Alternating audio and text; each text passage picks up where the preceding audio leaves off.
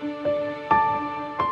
the end of 2022, with rising energy prices, we decided to have a look at renewable energy to try and offset some of the costs that we were going to incur, and also, from a sustainability point of view.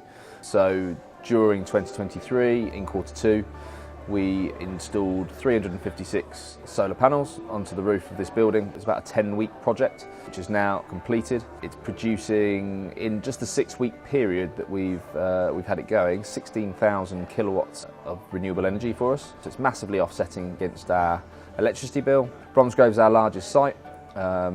We have 2 very large flat roofs, so it's lent itself really, really well to the project. And then what we're then going to do is assess the data and then look to roll it out across the rest of the group. I think in the 6-week period that we've had the project running, we've planted the equivalent of 11 trees, so that's nearly 100 trees over the course of a year.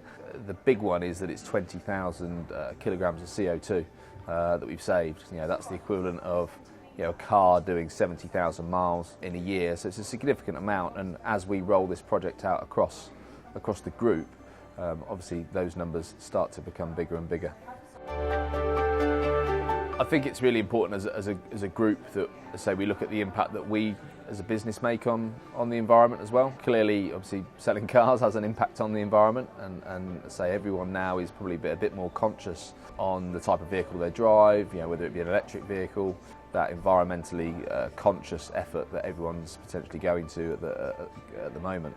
So for us as a business, we've got very large buildings that sort of emit a lot of power, and for us it's about, we have to keep them running, but if we can do it in a sustainable way, then it feels like the right thing to do.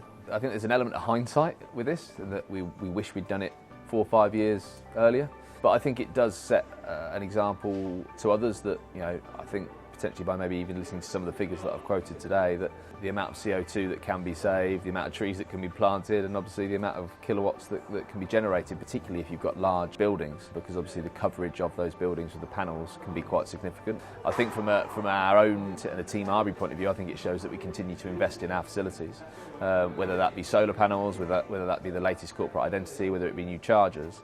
I think we're constantly investing in our facilities to give our customers and our teams the best environments to work in.